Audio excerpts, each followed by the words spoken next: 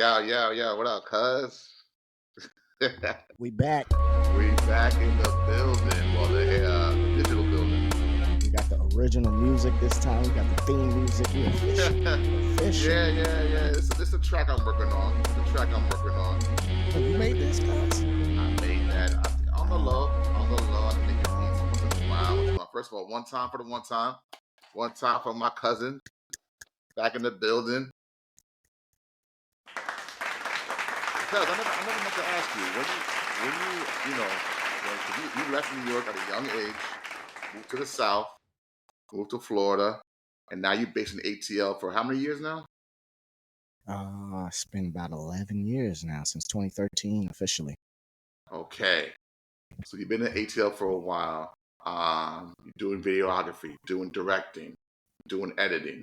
You're now your chief. What's your official title at Fanbase, a new social media phenomenon? Uh, What do you have there? Content producer slash You're a editor. you're a content producer under Isaac Hayes III. Yes, so black owned tech company, fan base, uh, social media app. Yes, owned by the famous Isaac Hayes the son, Isaac Hayes' son, Isaac hmm Hayes the third. hmm Um, yeah, amazing platform. Um, you know, Rest in peace, Isaac Hayes, the God, by the way. Rest in peace to him. yes, definitely. I know some of y'all caught that reference in Kendrick's video. You know what I'm saying? But yeah, great company. And it's amazing working in the tech space and working in the black owned tech space. You know what I mean? Um, yes, you are. You're working in black owned tech. And I know when you first got on for Fanbase, you were very excited. You hit me up. And just for the record, before we get into your tenure right now in Fanbase, you've been on the scene for a while working in media. Like I said, you direct videos. You work with the likes of the Rick Rosses, recently Two Chains. I know you had a great work relationship at one point with Gunplay and countless others. You made your rounds in the South, for sure. Can you tell me briefly, like, why have you been directing videos? What got you into videos? What got you into directing? What got you into this space of creating? So I was blessed to, know what I wanted to do since high school. Since I was a child, my mother always had a camera around, big VHS joints. You know what I'm saying? You pop VHS tape in that shit. No And, doubt. so I used to, in high school, I just picked the camera up one day and started filming my friends. hmm I was vlogging before vlogging. This is all documented. We can pull it up. Maybe when we make little clips, I'll include little clips. But this is No doubt. 2003, 2004, 2005. I'm going out filming my friends. We on the beach, spring break. Messing with getting into all types of fun. And I used to be in school editing the projects hmm and just put it on DVD, and me and my friends sit back and watch it. I mean, even before that, in high school, I used to be in the TV production class. So I used hmm to record people in school doing dances. Then I used to edit it with the music video. So for example, Harlem Shake was the thing back then. I used to record people doing the Harlem Shake and mix it in with the Puff Daddy videos, all that. You know what I Hold on, mean? no, the proper Harlem Shake, not the one I saw like 10 years ago what the Miami Heat Yeah, were no, doing. no, Not, not, not the new TikTok not Harlem the Shake. bougie Yeah, shake, yeah, no. The real Harlem Shake, G where you Dep, gotta crack you you know, gotta crack your shoulder. yeah, special delivery, you know what I'm Such a saying? delivery, the G You Dep feel shake. me? Yeah. But yeah, I mean, I was into it since high school, just stuck on it. Um, Obviously as a young kid watching music videos was definitely a influence. And you know, I went to school for film, and as you're getting older, you start thinking about, like, hey, how can I make some money from this? Like, I'm gonna start needing some money. Like, so I didn't. One thing about me, my father, my father, as you know, my father worked at KFC since I was born. Was Right. able to provide for me and my family, my sister, mother. My mom never worked a day in her life. Mm. He was able to move his family from, New So York she never worked while being in one America. day. I'm 38 years old. She never worked one day. Do you know that's a blessing, especially And in today's economy, especially, but in hold general, it, that's hold it. Listen, all this talk about what type of man you want to get, and your man has to make XYZ and 50-50 and my father my father said, "Hey, you're having a second child. I don't want you to work anymore." And mm, held it down, held it down. working at KFC, I remember those days. working at, only he never a manager at KFC, not corporate, not literally going in 10-hour, 12-hour The, days. the hustle and bustle of it. You know what I'm saying?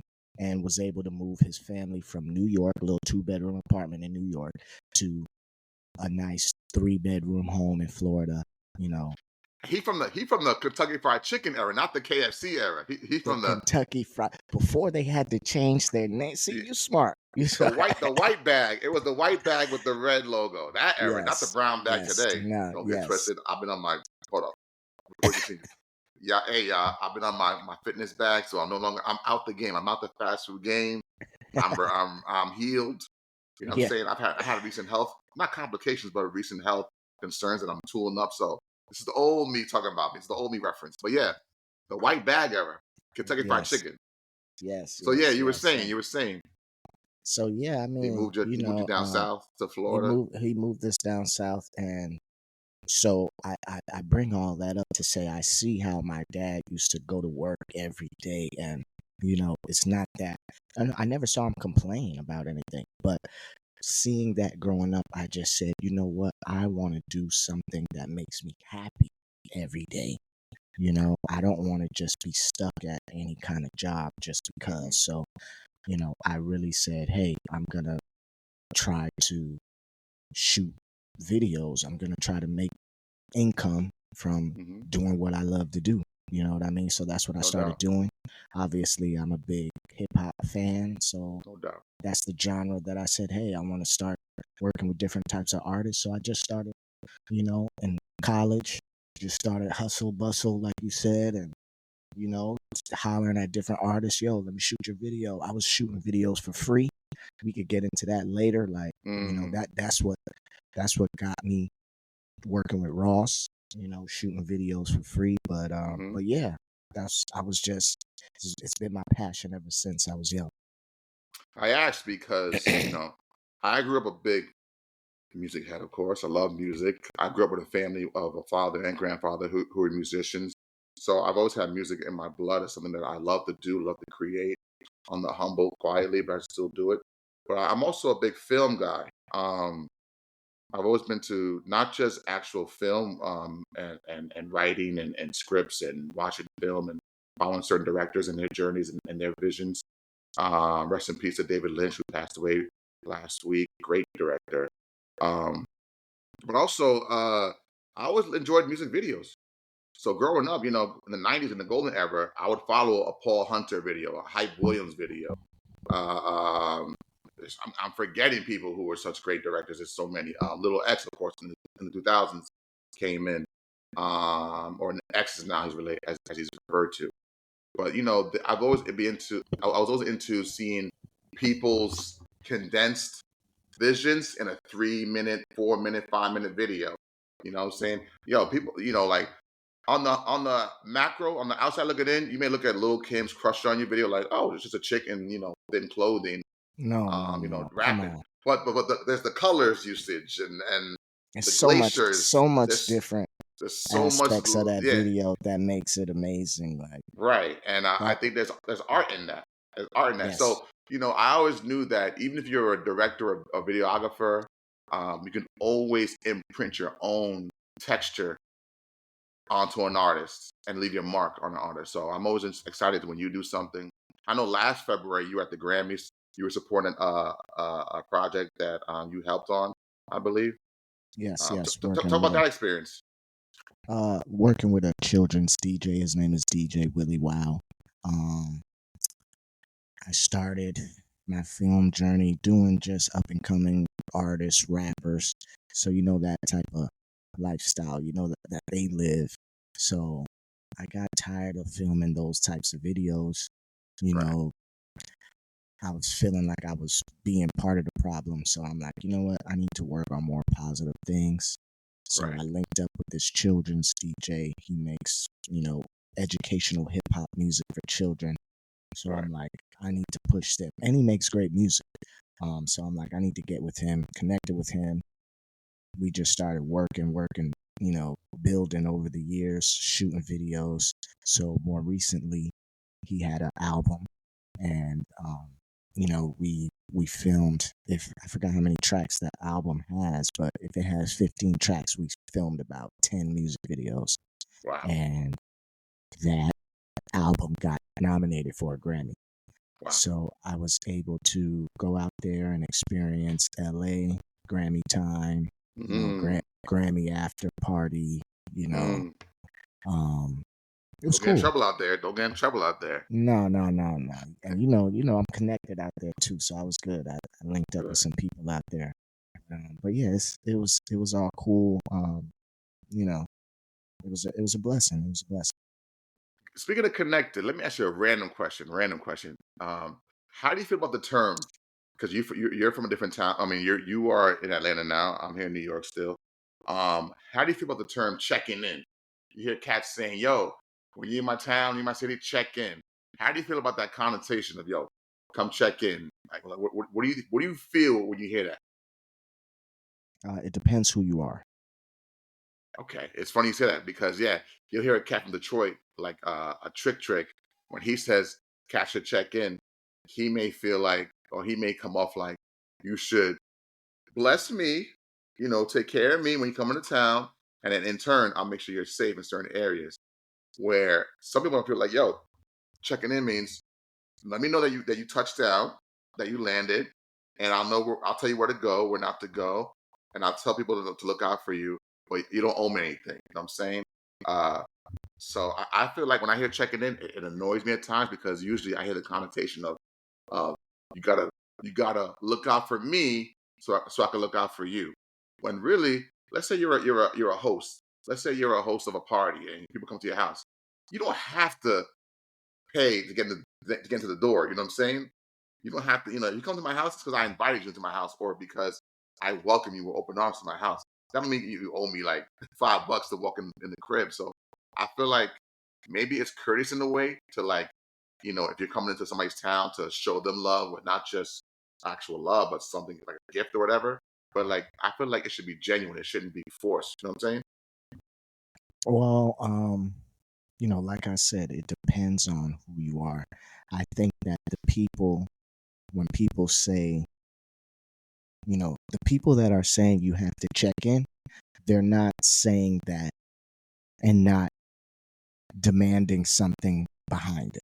They're not saying you got to check in, but I don't want nothing from it. Like the people that are saying check in, they want something from it. So I feel like sometimes it's a form of extortion because, for example, just because you brought up Trick, you know, he may feel like, hey, if you're gonna come to Detroit and make X amount of dollars, you know what I mean? You need to give me a percentage and I'll make sure nothing happens to you, right? That's Right. cool. But what if I come with my own protection? Right. What if I don't need Trick's protection? I'm a celebrity. I have paid armed security with me. I don't need, you know, I don't need to check in. Right. Sometimes that's how these people feel. Especially if they don't know the person. It's like, I don't Right. know you. What am I checking in for? So yeah, I just feel like sometimes it's a form of extortion. Um, With that being said, I feel like sometimes, especially in the hip hop slash street world, we are more predatory than we are collaborative. You know what I'm saying? Towards yeah, each just other. in the black community general. Yeah, yeah, pretty much. Like we're a lot more adversarial at times than we are like welcoming and like It's like you community. said, it's about competition versus collaboration. Yeah. That's all it is. And yes, I'm glad you said competition because I remember one time I was having a conversation with a friend of mine, and he did not like what I said. And what I said was, we were talking about grades first, school grades. So I'm still in my master's program, teaching. And I said to him, "Yo, all my life, including now, I never check my grades. Never. Like, I'm not the type of person to like, you know, look for my GPA or look for my what grade I got in this class or this test or whatever. I always just said, hey, I did the best I could. I handed it in. The semester's over. Whatever happens, happens. I'm sure I passed, I guess, but who cares?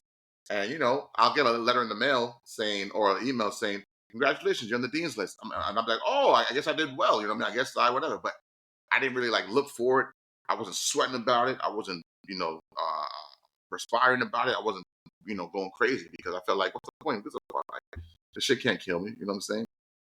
It does cost money to go to school, no doubt, but it's not going to be the end of me. So, but he was like, you bugging, you bugging. You should always be on top of your stuff. And I get it. But then he was like, then I told him, yo, I'm not even competitive.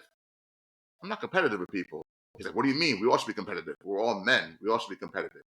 And I'm like, I get it. People who are ultra competitive, I get it, but I'm not. So like, let's say I'm playing ball with a bunch of friends outside. Yo, I want to make sure you look good.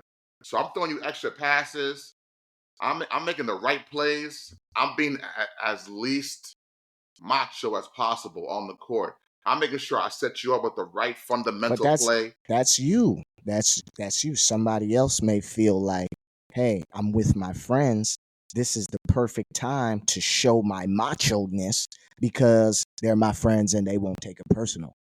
So this is why friends can, yeah, fuck you there. This is my shit. Yeah, yeah. And then after just dap up and you know what I mean? Yeah. No, yeah. I mean, and I get that too. I get that in the throes of a heightened shortened time span, you can turn up and be super masculine and go at it with somebody. And if people on my team like that, shoot, I'll even like tap you. I'll even like support you even more. Like, but like I'm the type of cat where like if you opposing me, I'm gonna do my job. I'm gonna guard you. I'm gonna defend you. I'm gonna try to fuck with you. I'm gonna follow the fundamentals and play the game correctly. But if you hit a nice shot on me, I'm gonna be like, yo, nice shot. You know what I Got mean? to give credit when credit's Or due. yeah, or oh, good shit. Oh shit, and then I hustle back on my end. You know what I'm saying? But a lot of people can't do that. You know what I'm saying? I got a homie who, he was. It's hard. You don't want to have him on your team when you're playing because it's easy to get in his head. If they start trash talking him, he's extra dribbling behind the back, wasting time. Thank God, there's no shot clock in a pickup game. You know what I'm saying? Because he'd be in the back court just, showing up. If there's girls on the bleachers that come by, forget about it. You know what I'm saying? He can go extra hard for the girls. It's like, yo, yo, yo, yo, yo, we're here for exercise. I'm here for my heart rate. I'm not here to like show off. It's not that serious. But there's some people out there, they want to compete, especially dudes. They want to compete. So, and they want to let you know their skill set. Me personally, I try to be quiet with my skill set. I don't want you to know how I move or what I do or what I got in my toolbox. I don't want you to know. I want it to be a surprise. You know what I'm saying? Because the best element is a surprise element. You know what I'm saying? I'm a big boxing fan. In boxing, they always say the best punch or the hardest punch is the punch you didn't see coming. You know what I'm saying? If you're playing good defense and you see a punch coming, you can squint and tighten up and just take it. Like, oh shit, I can't block it, so I'm gonna take it. But at least I know it's coming, so my mind is ready for it. But if you fucking up and you're not playing defense right, and you don't see a punch coming, it can hurt you even more. You know what I'm saying? Because of the shock factor. So I try to live by that code of ethics. You know what I'm saying? Lay low, lay low, and keep firing. You know what I'm saying?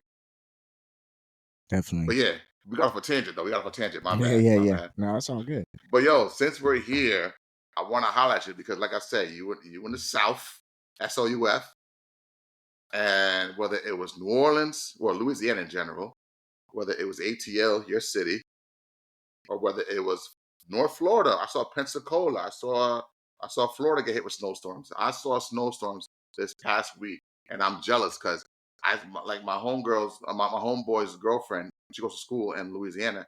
They had school off for a week. By the way, Mm. college, graduate school, not no high school, real like graduate school. But yeah, they was all for a week. I saw schools in Florida out for a week, Louisiana all for a few days, New Orleans. So I'm like, yo. And then I saw people on the streets having fun, making snow angels, having snowball fights, shit like that. I'm like, God damn, they having fun down there. So what was it like for you? Listen, we had 2 snow days. One week and then the next week another snow flurry. But the first week, Atlanta needed that. Atlanta needed that snow day. Um, I feel like everybody had the day off. It made everybody calm. We haven't seen snow in a few years. The last snowstorm, people weren't ready. It shut the city down. People were stuck in their cars on the highway. But this snowstorm, it's like everybody was a little bit more prepared. It was like 3-4 inches of snow. It was beautiful. Everybody was outside playing in the snow. You're, you know, I, I feel like everybody just needed to see that beauty. You know what I mean? And yeah, it was nice. I feel like it just calmed the city down. Nobody was worried about any type of, it's 3-4 inches of snow. People can't really move around, so nobody's really worried about any violence. No, all the Jack boys were calm. Everybody was chilling. You know what I mean? And yeah, I just feel like it brought the kid out in everybody. You know what I mean? Everybody had to go out and touch the snow. You know what I mean? So yeah, Wow. man, I feel like the city needed that.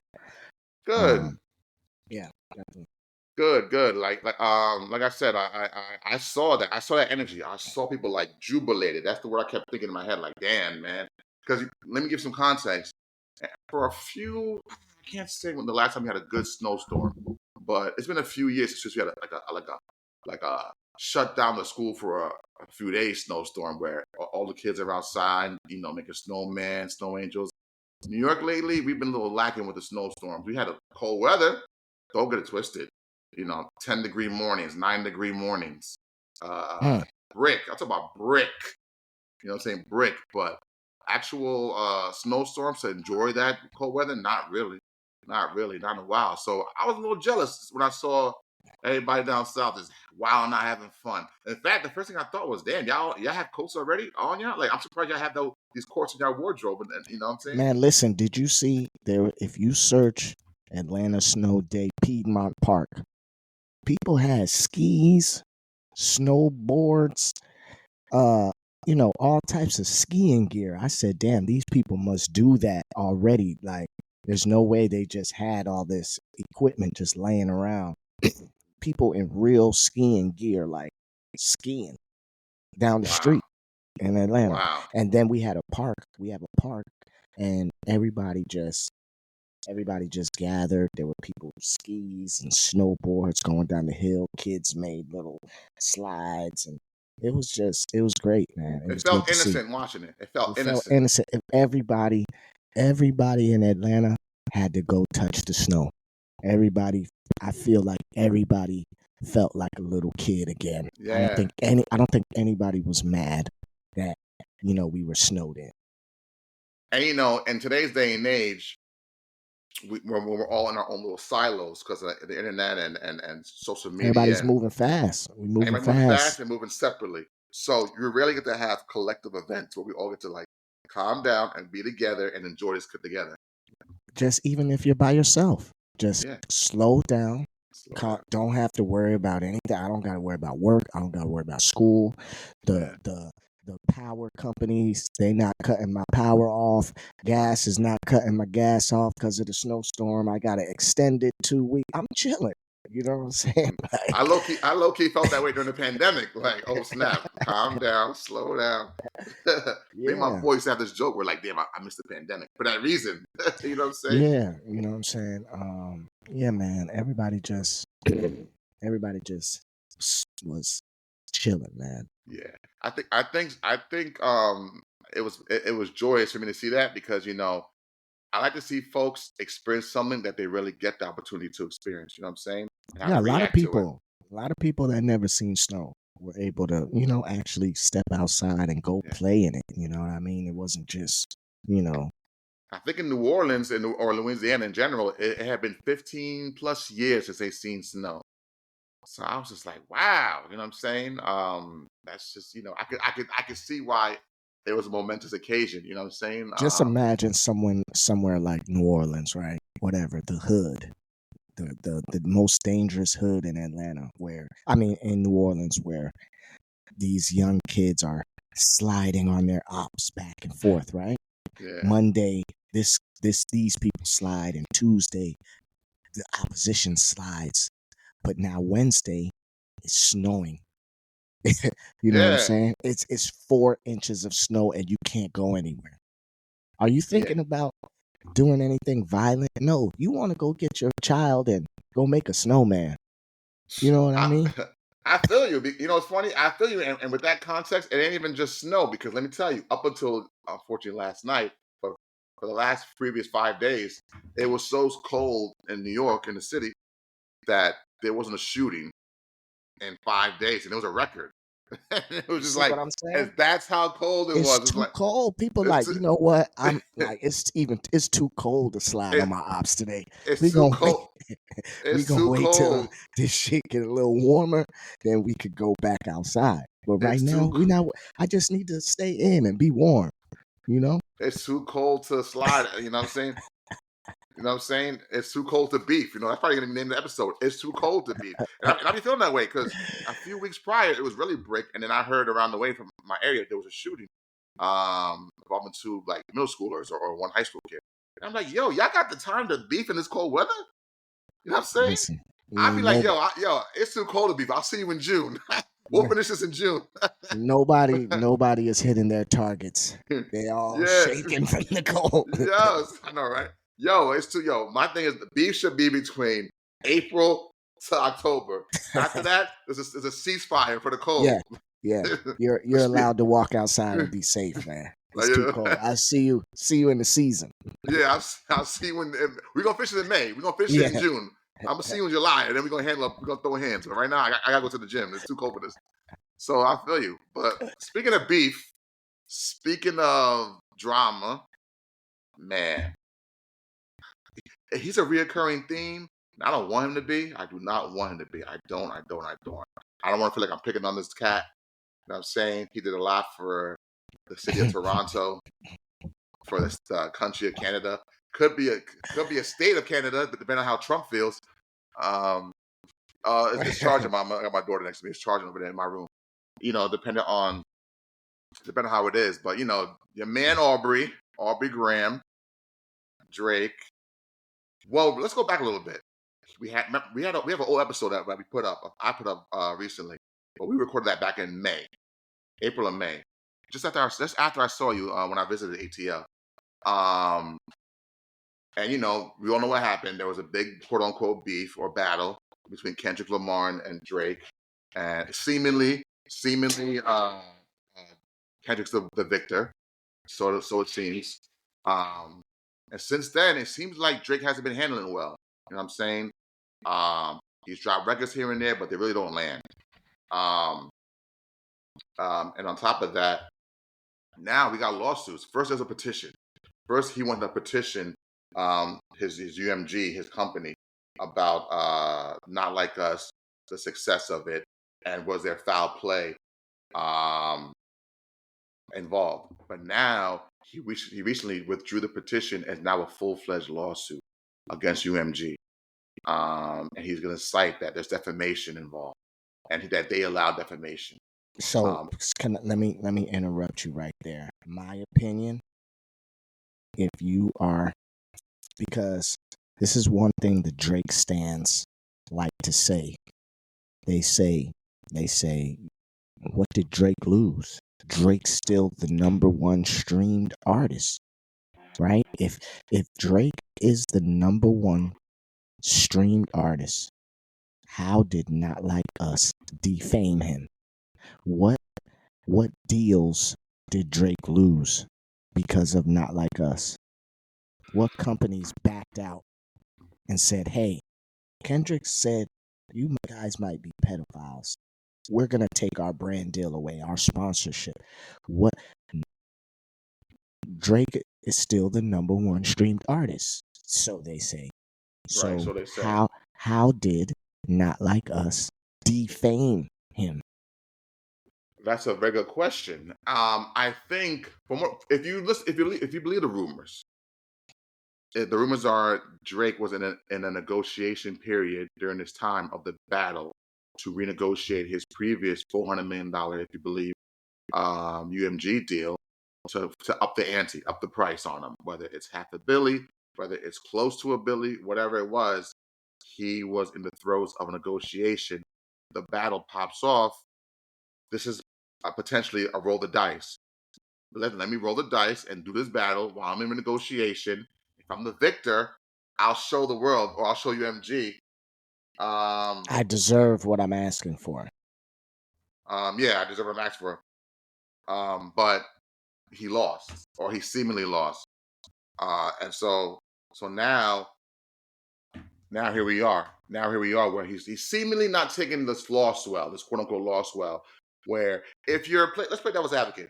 If you're for Drake's case, you could say, "Yo, he wants to charge UMG for the funds he feels he lost in potential negotiation because he feels like, hey, I lost now, quote unquote, bargaining power because of this perceived loss, and y'all trying to lowball me now. When y'all helped this artist to lowball me, y'all helped this record to lowball me. You know what I'm saying? Y'all But playing too. Go what ahead. can't they just say? Can't they just make up any excuse and say this is not? We're not lowballing you because of Not Like Us. We're lowballing you because whatever. They could just make up anything. You know, people won't They admit can say this. our funds we're changing our company's strategy and we're cutting down on certain things and certain divisions and we only have X amount of dollars for this budget now. Had nothing to do with Not Like Us. You know, it's funny. I'm glad you said that because, like I said, I follow the film industry and the streaming wars, Disney Plus, Hulu, HBO Max, Peacock, you name it. I Paramount Plus. I have pretty much all of these streaming services, which I shouldn't. Which I shouldn't. In fact, Paramount Plus, you about to go, and a few others you about to go. And even though I have well, I may have. I don't want to incriminate myself. I may have a quote unquote Fire Stick, but I don't even use it. I'm all about because look, Andy, real quick, I'm bougie, Andy. I need high quality video. Oh yeah.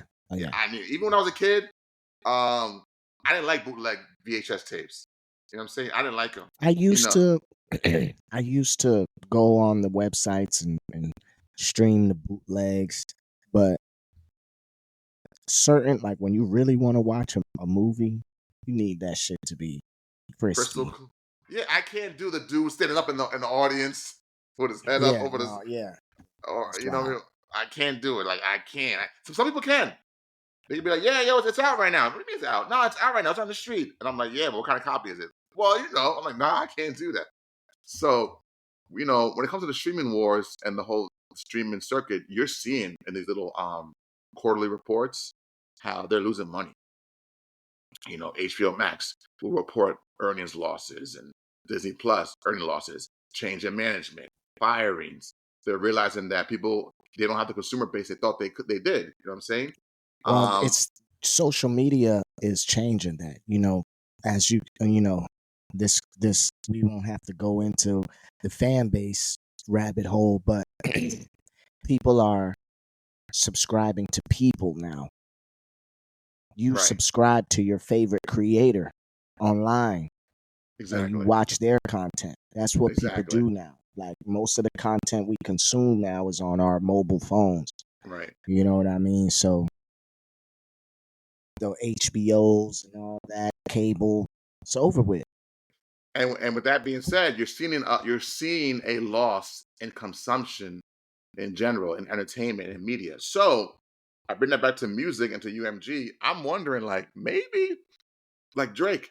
I don't know this to be true, but maybe just maybe they don't have it like that to give you Maybe they 700. did, and then some things changed, Yeah, and they don't, or what?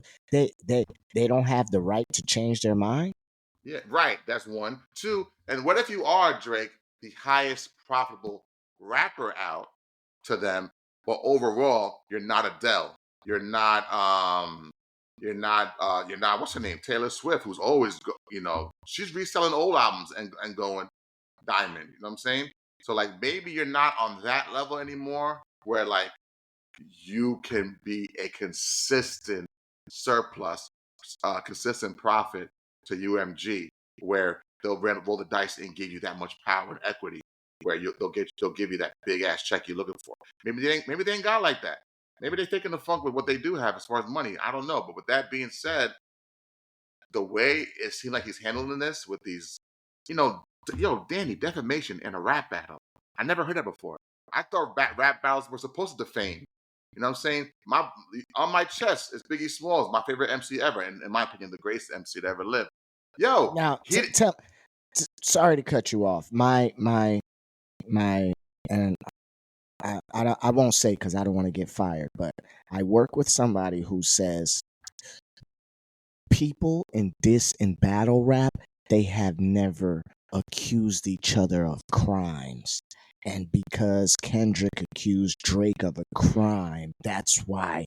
And because Drake accused Kendrick of beating his baby mama, that's why these are a big deal. And that's why both of them could be in trouble and XYZ. And to me, I feel like it's music, it's art, whatever, however you want to spin it. You know what I mean? it's a fair point. It's a fair point. I won't totally dismiss that point. Um, can there be? Is there something to say about your name being sullied because you're being accused of a crime? I guess. I mean, um, because I'm referencing old beefs in my head. I mean, Beanie and Jadakiss, they went hard at each other, but I don't know if they were talking about stuff they did crime wise. Yeah, Uh, like Jay Z Jay and and Nas, Nas, they just talked about sleeping with each other's baby Ray moms. Moms. I You mean, look like a camel. Nas kind of embellished, well, not embellished. Nas kind of inferred an old rumor about Jay that because he says Foxy got you hot because you kept Kept your um face in her her puss. puss. And man, remember for the record, Foxy was in high school when she did Yeah, Ain't No yeah. Nigga.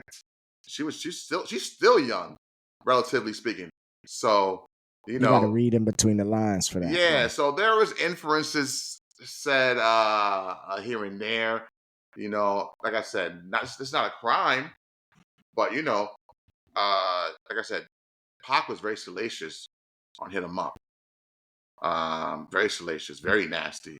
And we all celebrate now, not all. I don't fucking Hit 'Em Up. But we all celebrated that, you know what I'm saying? Like, oh well, it's part of the game, it's part of battle rap. And it's not defamatory. I get what your colleague is saying. Um, We got to but ask ourselves something. I think Pusha T was speaking about this. What's too far in battle rap? Is there anything? Can you go too far in battle rap? And strictly wax, just on wax, nothing spilling over in the street. Can you go too far? too far. What is too Like, like, far? like, can I dish your child? Can I dish your mother? What's What too is too far? far? What I if you have? don't. What if you had a special needs child, and I Which dished your child? Would the culture look at me like, hey, you're going too far, Andy? What is too far? I don't know what too far is because how I was raised, I don't know what too far is. I don't know what that means. Because like I said, I've heard it all, seen it all. So for me, too far, I can't say. I can't say. What I do know is it is what it is. That's how I was raised. It is what it is. I feel like, what I'm saying, my bad, my daughter came in the crib with groceries in the most optimal time. No, But it's it's all all good. good. That's But amazing. That's a blessing. yeah, it's a blessing. But yeah, man, what is too far in battle rap? I can't say. I can't say. I feel like what's good for the goose is good for the gander. It is what it is. You know what I'm saying? If we go Muslim, we go Muslim. If Kendrick tells you, A, on Euphoria, it's gonna be a friendly fade, you know what I'm saying? Let's keep it that way. Let's keep it that way. But instead, remember, outside the records, outside the lines, there's little things he was doing, Drake. He posted a picture of Kendrick's manager, some Arabic guy or some I don't know, brown skin guy, and he was taunting him.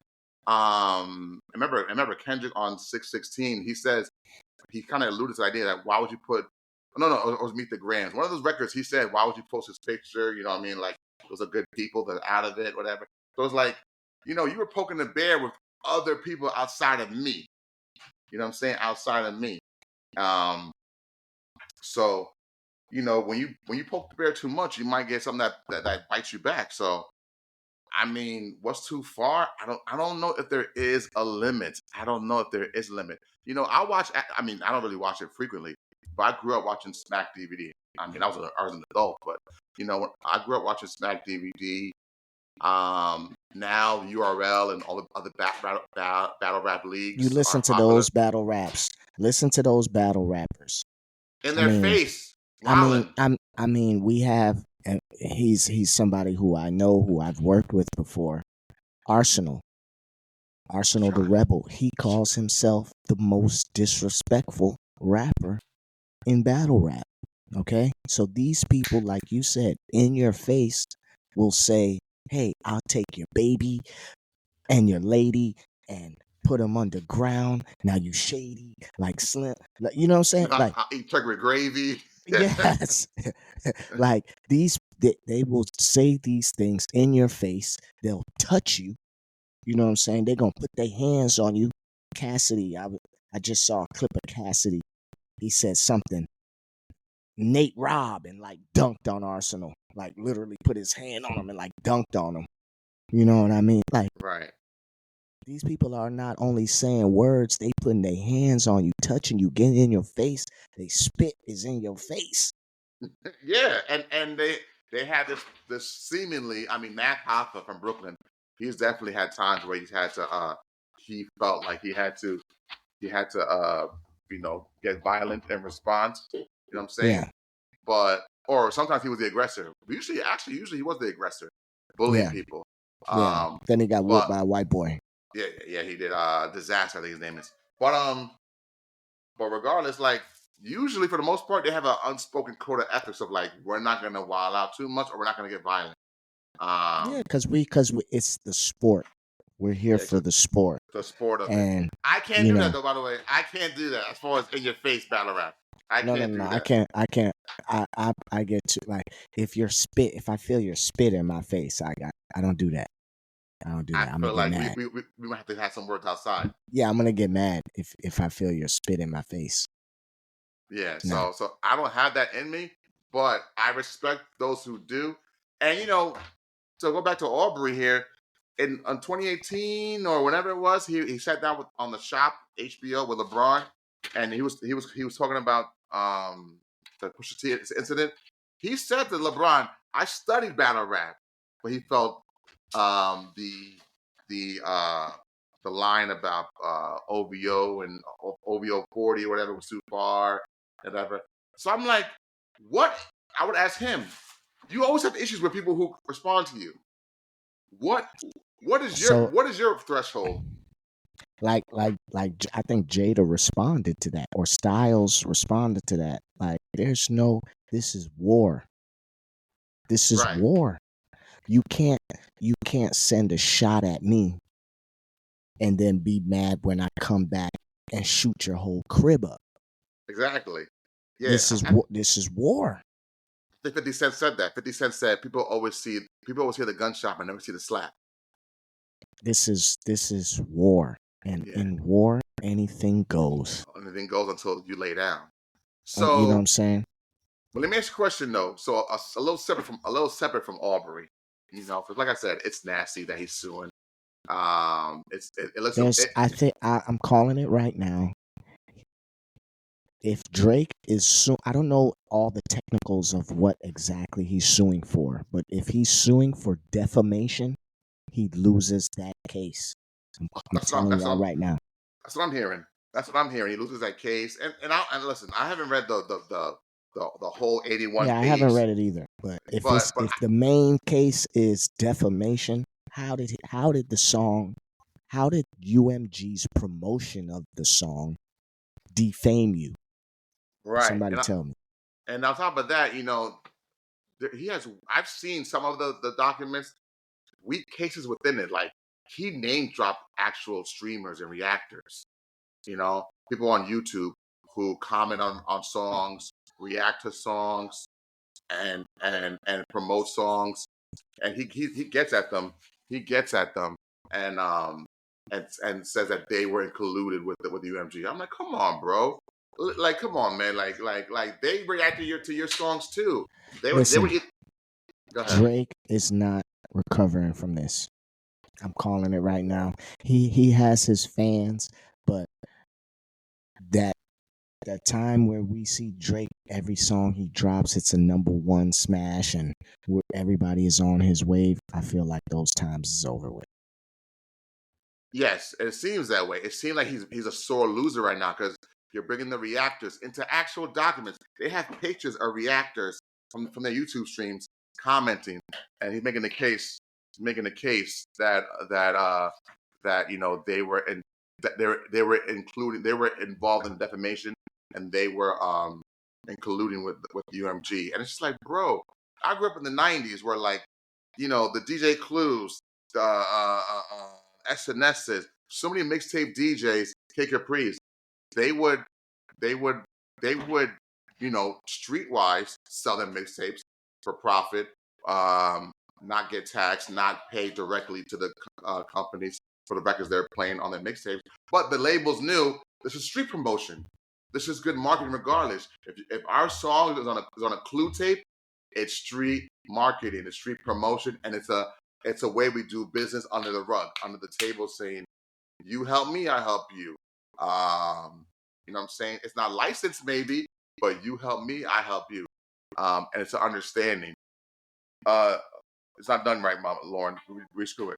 My thing is like, dude, you're nitpicking at the poor old reactors who are at home just commenting on your Me Too. Kai Cenat, he got a text from Drake when Fairly Matters dropped. And Drake said, stay on stream, which means stay online so you can react to this song I just dropped, because it's going to be the death blow. It's going to be the nuclear bomb. So you had with arrogance a thought that you had it made, you had everything on your side, and you were about to win and end it. And then Not Like Us came out. We'll meet the Grams first, and then Not Like Us came out. So it's like you are being a sore loser, and you're dragging other people's names in lawsuits to whine about how you lost, and you can't accept the L. So I asked you, how do you take a loss, and why are some of us sore losers? You know what I'm saying?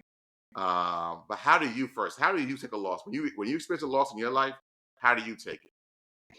Um, well, there's different types of losses you can take, but if if we're talking sports, and battle rap is a sport, hip hop is a sport. If we're talking sports, if I lose, I give people their credit when credit is due. I say, good game, bro. Like, you killed me. You got me with that shit. Like, I ain't even gonna respond. Like, you won.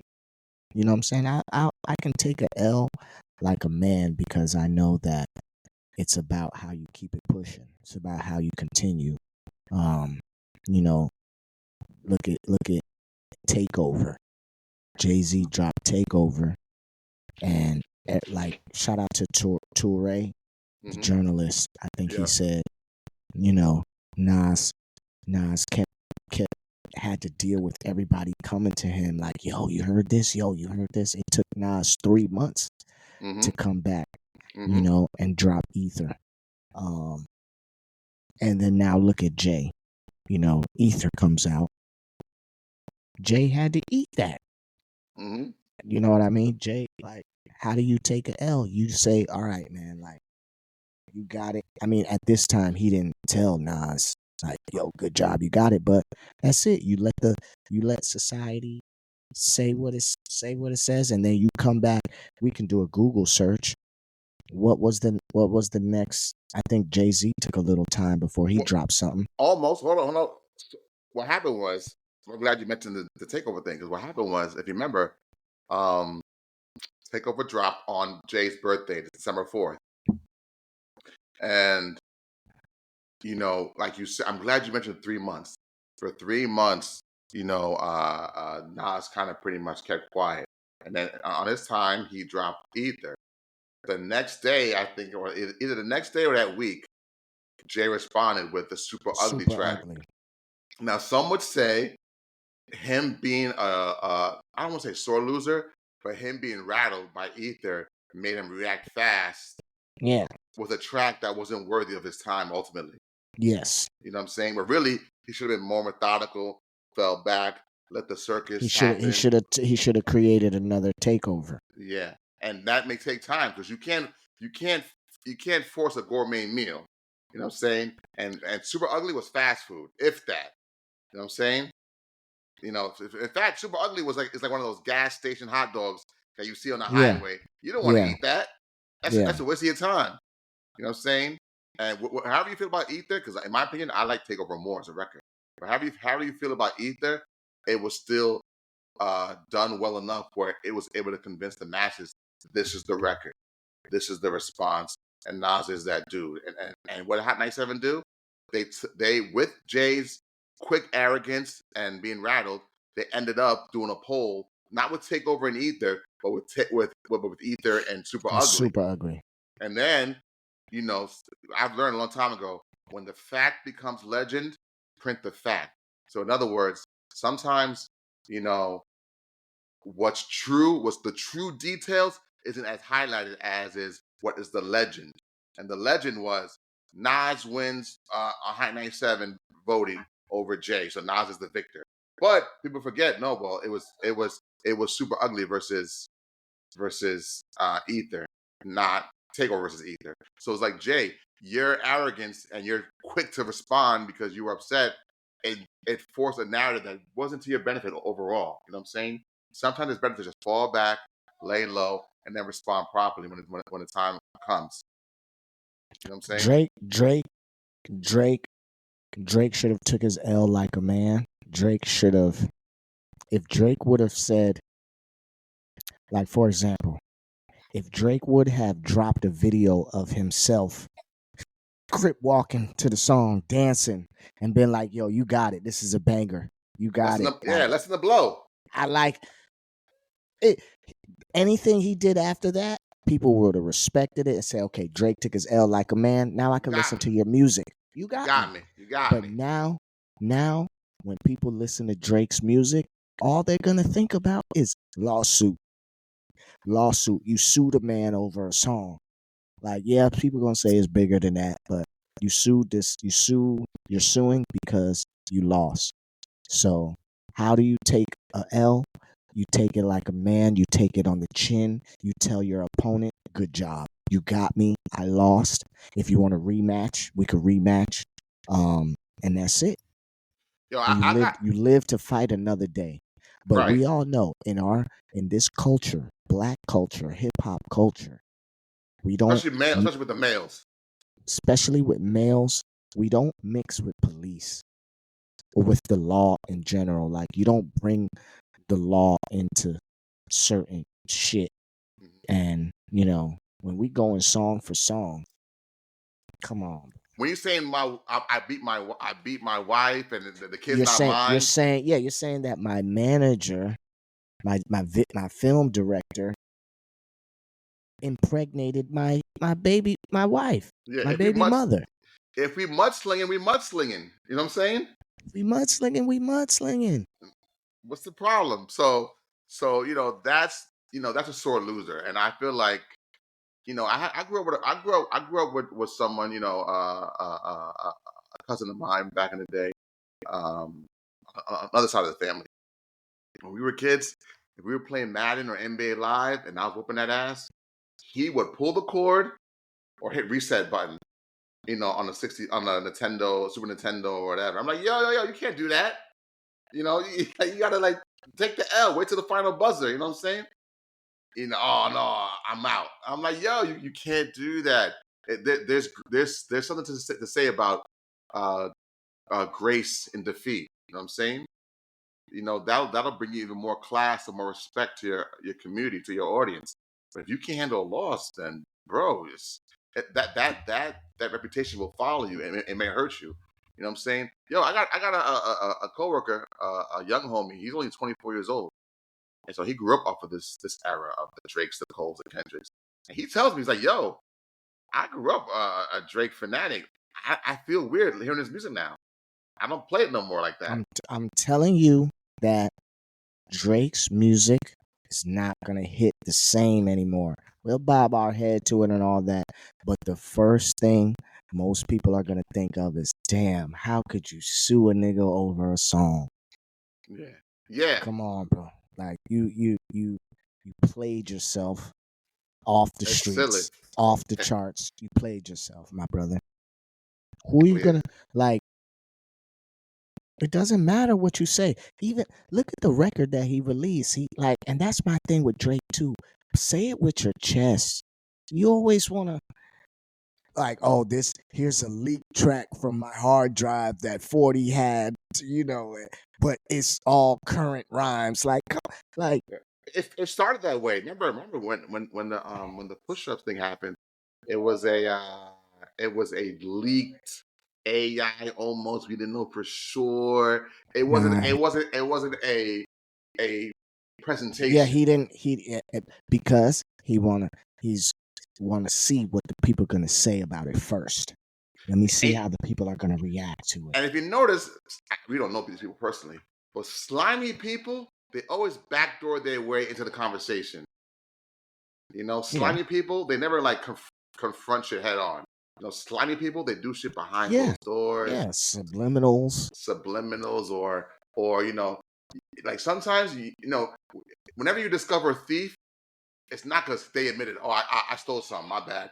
It's like you find out in a grimy, nasty way. Like, damn, you doing that kind of shit, dirt.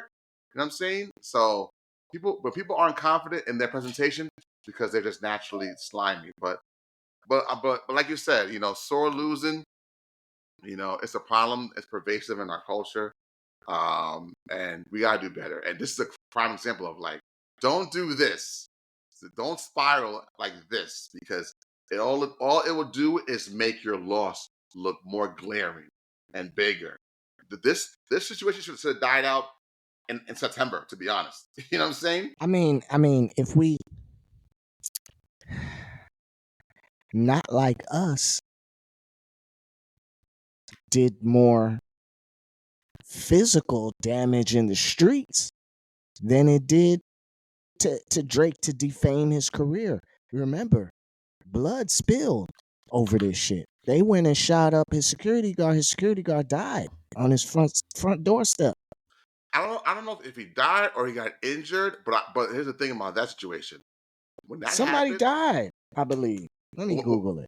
what I remember about that situation was a week or so prior, there was a situation in LA where the weekend had a colleague who got hit. So I think that's a Toronto issue. Mm, Yeah, I think that's a Toronto issue. yeah, yeah. I think that's all Toronto. But that's another thing too.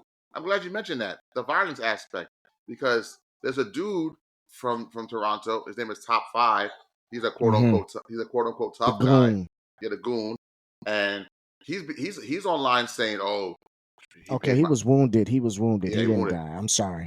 Top Five is saying like, he Drake got the bail money ready for me. He paid my bail, he paid my lawyer fees, and we're looking for Kendrick when he comes to Toronto, and we're gonna hurt him, whatever. But then in the lawsuit, I'm reading that you're saying that this record exacerbated violence with your front door and your security Listen, guard. So it's listen. like, how can you co-sign a man who promotes violence on one end from Toronto, but then you're saying this record helped influence violence against you? You can't play both sides. Listen. You can't be mob ties and a choir boy. Pick Did you one. see? Did you see the clip? Did you see the clip of him in top five at a basketball game or At the, something at the recently? Raptors, yeah, the Raptors joint. Okay, so now the court, the court system, they pulling everything up. They put everything's documented. They pulling everything up and they're saying, who the hell is this nigga right here with Drake? And they're gonna go pull him up top 5. Just go do a Google search of top 5 and hear him talking. Hear him talk. He's gonna talk about shootings. He's gonna talk about how he just pistol whipped in it, how they robbed a nigga, how they got bricks. Right. Like he's doing all this shit on the internet. And Drake, you're putting this man right beside you. You know what I'm Right. saying? It's not bad. It's not a good look for business. It's not a good look for business. It's not a good look for your case. Right. You know, you have somebody promoting, yeah, Drake, he gonna do this and he's gonna move around safe because we gonna protect him and XYZ. Y'all niggas ain't armed security. Y'all is just, you know what I'm saying? Y'all is hot boys out there on the streets. Like, so you got them people around you, Drake. So what side are we playing? You hang around 5 bums, you're bound to be the 6th. You know what I'm saying? And well, he has to You realize put that. street niggas around you, Yeah. expect street shit to come. Yeah, exactly. So that's how I feel about sore losers in general, not just him, but in general. Like, yo, we have to learn to take L's better. You know what I'm saying? Like just because you took an L, you know, fight somebody doesn't mean you got to go back for the gun. You know what I'm saying? Like, Some people, but that's the thing. And not to be on this topic forever. I believe we spoke about this a while ago. Some people feel like they can't take the embarrassment. That's why these young niggas is killing each other every day. They don't like to be embarrassed. You know what I'm saying?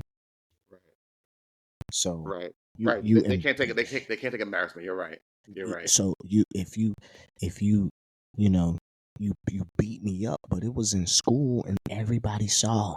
My friends, the girl that I like, everybody saw. I have to retaliate. And you just whoop my ass, so I can't fight you. I gotta go get a knife. I gotta go get a gun. And I gotta show people that I'm I retaliated because that's gonna, boost my ego. And so some people can't lose. And Drake, you sent me a clip of somebody talking about praise, Mos Def talking Yeah. about praise. So AKA Yasin Bey. Drake is used to the praise and has been used to the praise for years. Right. So the second that he starts seeing someone else get more praise, can't take it. Can't take it. Right. Right. Yo, one last thing on this, because you said praise. I want to stay on praise. But one last thing before we get to praise. Um, it's not just when males on a street fight tip. I have a friend of mine who passed away. I grew up with her, and she got murdered because Oh no. her baby father. This is 11 years ago. Her baby father, you know, uh, through domestic violence, strangled her to death, strangulation, and supposedly she was going to leave him, and he couldn't handle it.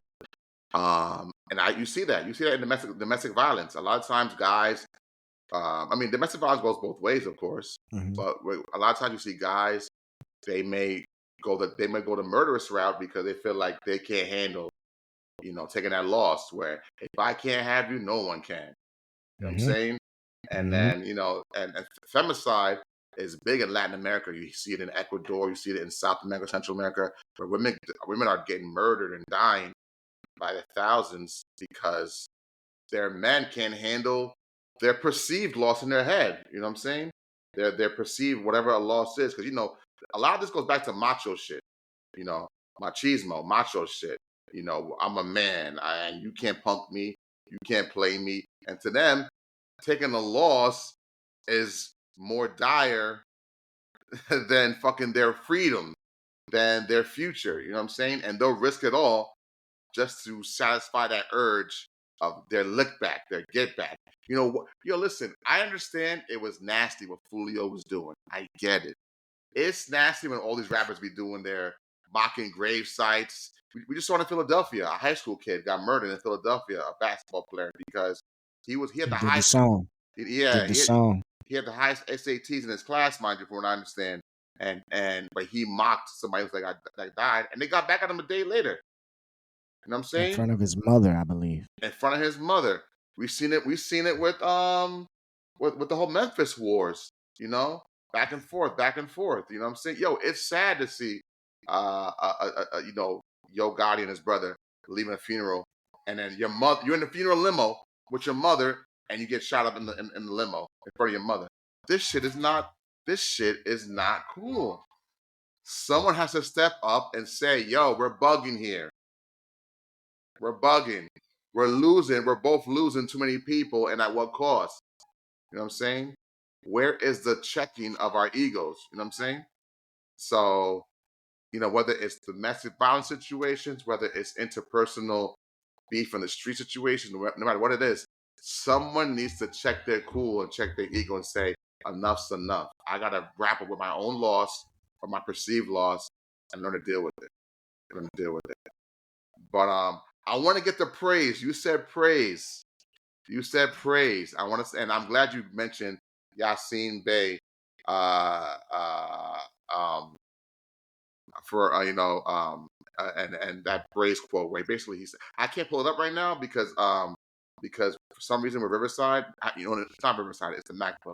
I didn't set it up yet where I could share screen and audio, so That's okay. I'll do it for the next episode. But basically, yeah, he was talking about how what you mentioned, how praise can be blinding. You know what I'm saying? I'm gonna paraphrase his words. But you know, if you get too much praise, you know, it could blind the reality of what's really going on around you, the L's you're taking, the losses you're taking, and what's real reality. I see this a lot with young athletes who are like in like high school, going to college, or college to the pros, where all their life they've been capitulated to. You're the shit. You're that dude. You're the man. And then they realize later on, like, oh snap, I'm not doing as well, or oh snap, like I'm bugging and I look bratty, whatever. And the reason why I want to bring up young athletes is because I'm thinking about this cat named Jalen Hurts. He just won the Heisman Trophy a few months ago. Uh, I think his name is Jalen Hurts. I don't know if you know followed the story lately, where With his recently, girl. yeah, with his girl. What's the cat's Mhm. name? I want to say, I think that's his name. yeah, yeah. Oh no, I'm sorry. No, it's Travis Hunter. Travis Hunter. Oh, Travis Hunter. Yes, Travis Hunter. Now, Travis Hunter recently won the Heisman Trophy, so congratulations to him. And there was a little bit of controversy. People were doing a bit much, but what it was is his girl, his lady, that he proudly and boldly is with. You know, there's some things here and there about her. You know, she didn't stand up for him when he won. She's been shown to There have was video. that clip where she was like, "So you want me to just sit here?" Right, right. She was being a little, Yeah, she was being a little yeah, bratty, I guess you could say. Mind you, yeah, these could be out of context clips where like yeah, we yeah, don't, yeah. We don't know what is we, going on. We we see don't know. 2 seconds or something. Yeah, we don't know what her day was like that day. You know what I'm saying? We don't. So I want to ask you because I had a conversation earlier about this. Um, do you think because he been defending his lady, like yo, that's my lady, whatever, whatever. And some people feel like, dog, leave her, move on. You about to go to the pros, and you know there'll be a wealth of women around you to dive into.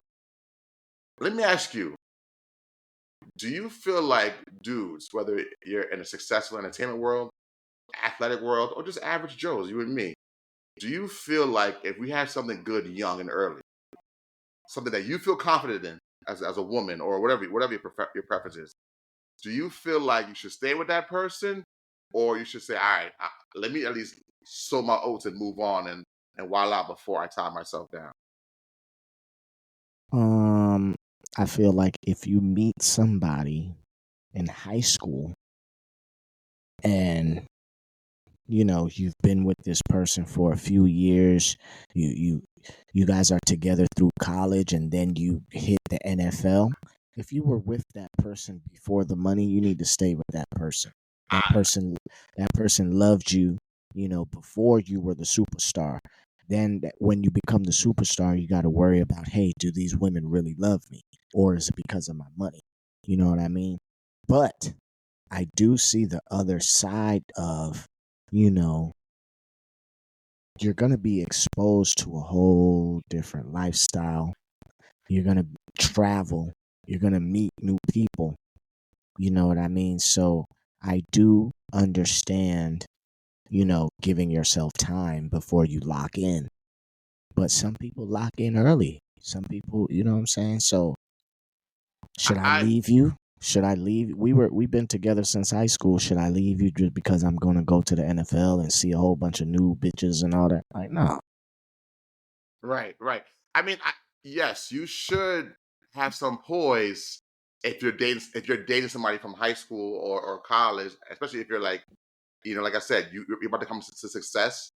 You should have some poise before you lock it in with them. But yo, if you go into blindly in the single life, into the pros or whatever, or just like whatever, you're gonna find a wealth of women or men, depending on who you are, and you don't know them for sure, for sure. So, like you said, Andy, you know the high school sweetheart you have, the person that you built something with from ground up, and they know all your intimate vulnerabilities, details, etc. And there's a bond and trust there. Um, but this is unknown of sea of women out there or people out there where you don't know ultimately their motivations, and it'll take a while to build that trust, that foundation. And I would dare to say, because you mentioned high school into college, you had quiet time back then, more or less, to vet some characteristics, some code of ethics, as opposed to when you're on the road as a professional person, even if you're just an average Joe, you don't have as much time, or it takes longer to vet them. Now, if you're on the road for your job, whether you're a business person or whatever, you really are strained time wise to vet them. You know what I'm saying? Like it takes a lot of uh you know just experiences with that person to vet them. And how much do you have that at that time when you're an adult, when you're a working full-fledged adult?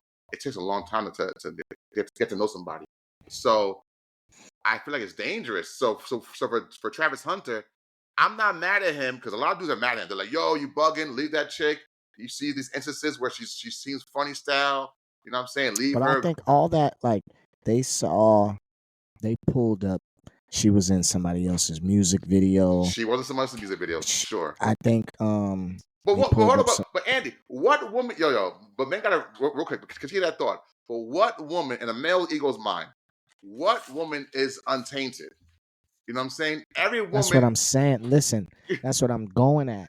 You know what I'm All saying? these things that they're pulling up, I It's it's believe, was it's before it's him. unfair though. It's unfair to the woman. It's like, yo, every person, no matter man or woman, has a quote unquote idea of what you think is baggage. Let it go. You know what I'm It saying? was all this stuff was before him. Yeah, Now, before him. if you're choosing to wife up someone promiscuous, that's another story for another day. Yeah. But all these receipts that everybody's pulling up, that's Yeah, that's before him. before I was with her. Exactly. So it doesn't Careful, Charlie. matter. Yeah, yeah. It's before Show him. me something where she's cheating on him now while they were together, and then that is deems for him to leave. It's funny. It's funny you say that because let me ask you a sidebar question. The other day, me and my homies were talking, and we were talking about fast people. It was men and women talking. We're talking about hustlers, and not street hustlers necessarily, but just hustlers. And we were asking each other, could you date a exotic dancer or former exotic dancer? Now you're in Atlanta, yeah. So, Yes, so the culture is yes, even more. I can. So I you can. can. Oh, so you're saying that I you have have. you have. So you have the Yeah. ability. All right. Listen, Not not not I have a story. not I have a story too about this, but I want you to go first. So you being an ATL, you've dated a former dancer. I this woman was, she was a dancer before she came to Atlanta. She never danced in Atlanta. Oh, she never danced in Atlanta. You know what I mean? And she she had a Patreon page where she Patreon was, page. yeah, where she was selling, doing exclusive videos and things like that. But yeah, I used to talk to her, but she wasn't a prostitute. You know what I mean? Which is a big difference, of So course. A big difference. yeah, so can I date someone who's a dancer? Yes. Would I want to make them my wife? I'm not sure. Now, I don't think there's anything wrong with being a dancer. I think it starts getting crazy when you start selling sex. You know what I'm saying? I agree. I I agree, and I share a similar experience in my early 20s. Similar experience. And what I would say to that is I learned, and this person was older. And what I would say to that is I learned from that experience, uh, you don't own a person. You don't own a person, and you can't control how they move, and more importantly, how they make their bread. Especially if you're not man enough to pay their bills. Yo, you brought up your father earlier. Your father held it down. KFC. Your mom never worked a day job pretty much in America for 40 plus years because your father said, I'm gonna hold it down as a manager. And he provided. You know what I'm saying? So he was able to maybe in effect uh institute a sort of leadership and culture in the household, not controlling of any sense, but just a culture, you know what I'm saying? And I'm sure your mom was appreciative of that. But like I learned that like, yo, you know, you don't own people, especially as men, you don't own women. So it's like, but the reason why we had that conversation is because, you know, we were talking about our insecurities. You know, I mean, can you handle someone who's a hustler in the fast life, um, making fast money in person with other people, interacting with them, and sometimes them having to quote unquote sell themselves to make that bread. And I'm not saying selling your bodies, but just selling a lifestyle. Because your dancer might have to sit on somebody's lap and really like embellish how they feel about their quote unquote John. And as a man, if you're there at that moment watching from a third person perspective, you may be like, oh my God, like I can't see this. Oh my God, I can't think about this. Yo, there's some people out there who can't handle their woman in the entertainment industry as a reporter. They feel like, oh my, Can you believe that there are some men who that turns them on? They'll sit in the strip club and watch they girl dance with the other niggas and just that turns them on. Not me, but yeah, yeah, they're called white men. there's I'm playing, I'm playing, I'm playing, I'm playing, I'm playing. Shout out to my white dudes. I'm playing. But yeah, you're right. There are people like that. They are. Yeah. it's crazy. Yeah, some of them are even called cucks when they go to the extra length, but that's a whole other story. But nah, to, so that was a conversation that we had earlier this week, me and a few friends, and I said that happened to me once when I was early, because when you're in your early 20s, you do whatever. You jump off a plane. I have a friend of mine, my boy, shout out to my boy TJ. He lives in Atlanta now. He's been there for like at least 10, 11, 12 years. And he just told me back in the day, since we were kids, he would say, Mike, sometimes I do shit just to have a story to tell. You know what I'm saying? Mm, Sometimes I have an experience, just to have a story to tell. mm. Just so I could relate back to you what was this like and what happened. You know what I'm saying? No matter what was going on, no matter how great the stakes were. You know what I'm saying? And I get that, you know what I'm saying? Like I get the idea that sometimes you gotta live life. You know what I'm saying? Just to revert back and tell your homies or to tell your nephews or whatever. I did this, so you ain't got to. You know what I'm saying? This is how you navigate, whatever. So I think, you as long as you have a strong resolve in yourself as a man, you should be able to like embrace someone who's a dancer in that world. But back to Travis Hunter, yo, I feel like I said Jalen Hurts. He's a quarterback. Travis Hunter. I feel like as long as he's comfortable with the lady he has now, like mind your business. You know what I'm saying? Mind your business. Now, I'm not saying you shouldn't register any red flag, but a red flag is only what's relative to you. You know what I'm saying?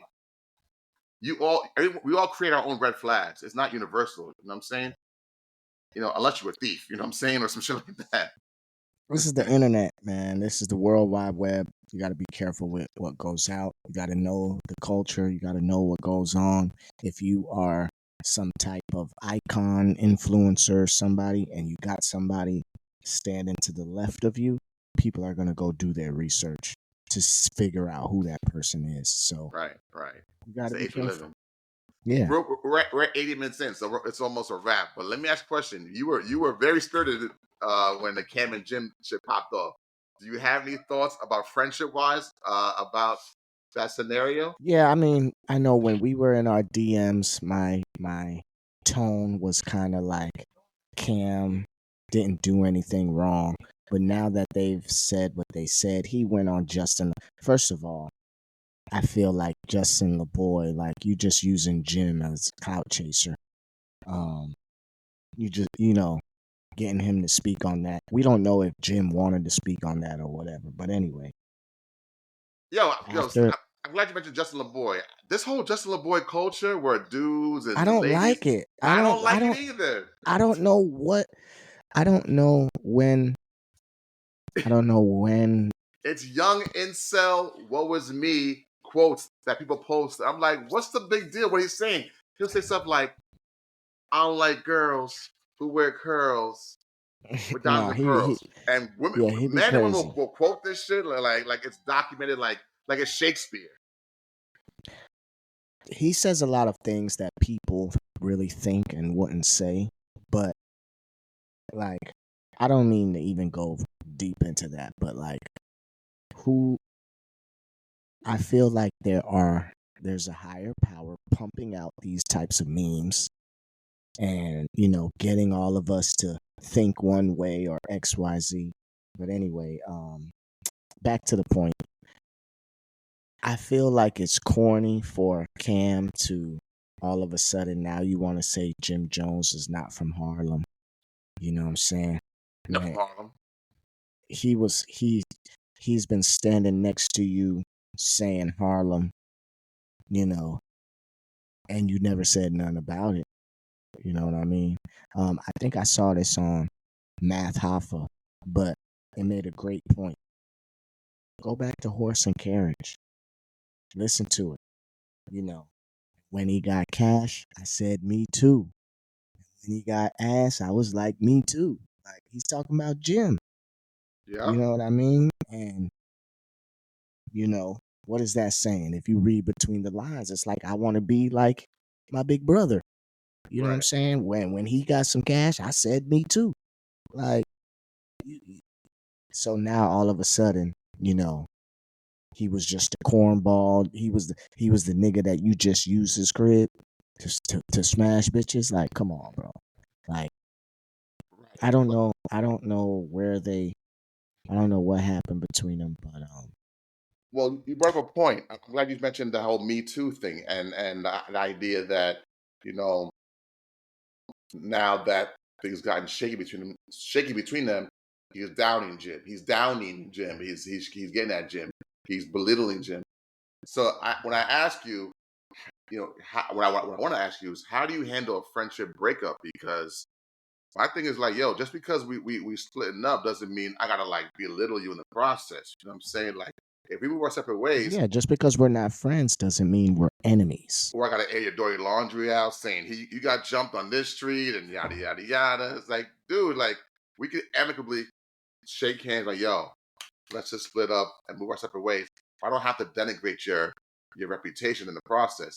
So let me ask you, how do you handle a friendship breakup?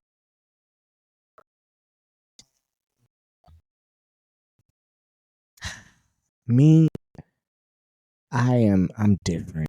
I'm a little bit colder. I knew from a young age that, friends are not gonna last forever. Um so I always knew from a young age, I always knew put people in certain boxes. I knew who my real friends were, people who could come over and my mom know who they are and they open the door for them. I could go to their house and do the same thing. Their parents know who I am, you know. Um so I always had a small circle of friends. Anybody who I fell out with, you know, you just have to let it go. When you understand people are not going to be in your life forever and there's people in your life for seasons, and reasons, Mm-hmm. then you let it go. There's nothing you could do. Especially when you're not in the wrong, you didn't do anything to that person, you know. You I you agree. just you continue living life, and you know what I'm saying, you wish that person the best. That's it. I feel the same way. I feel like people are in your life for seasons. Nothing lasts forever. I feel like that's okay. By the way, that's okay. There's people who I'm fond of that I haven't seen since '07, '06, '99 even. But I know I wish them well in my brain. I even mentally probably pray for them in some way, and I cherish the good times we had. You know what I'm saying? And I don't try to have resentment towards the maybe if not even a fallout, just just slowly gradual transition. You know what I'm saying? But some people need a drastic or dramatic breakup, or they need to like let you know how you feel in your darkest hour about the breakup. And I feel like it goes back to what we said about egos, man. Egos are driving our worst vices, our worst demons, especially as dudes. And we gotta like take more control of how we as people, especially men, grapple with our emotions and our egos. So I like what you said. I like what you said about how to handle a breakup, because I feel the same way. I'm in alignment with you. Yeah, like people in your life for seasons. Keep it tight, keep it close, and focus on what matters to you the most. Um, there is one last thing I want to talk to you about, but I'm gonna have to save that till next time because it's Yeah, let's fresh. do it. It, Let's it- do it it's next let's do it time. next time. We I got the setup, so I'm ready. Whenever yeah, you know what I'm yeah. saying? I Good mean, to go. I mean, listen. Sometime soon we might link up with another cousin who I'll tell you about. He hit me up this morning, and he wants to connect. He told me he wants to connect tonight, even after work. So we'll talk about that after hours through text. But in the meantime, this is the break room, and the reason why I called the break room because we pump the brakes, stop, and pay attention. You know what I'm saying? Stop, look, and listen. So thank you for joining the break room. Thank you for joining us. We'll be back in the near future. Anything you want to say before we go? Anything you want to plug in or Nothing, man. Tune in, like, subscribe. We on the break room, man. Hottest right? conversations, man. Right, right. And let you know, Andy, with the break room with this feed, it's gonna be ever flowing and ever present. So what I mean by that is you might see me and Andy chop it up. I got a homegirl of mine, she's very political, she's from Maryland. She's about to be a lawyer. She wants to chop it up with us and chop it up with me about some things on the political side of things. So you're gonna see a lot of various people jump in and out Yeah. and bring in. And feel free anytime you have, something scheduled with a guest. If you want to tie me in, you want to call me in for three-way, just Absolutely. hit me up. You know what I mean? Absolutely, absolutely. But anyway, that's our time, and that's it. We see you when we see you. All right, cuz. Later.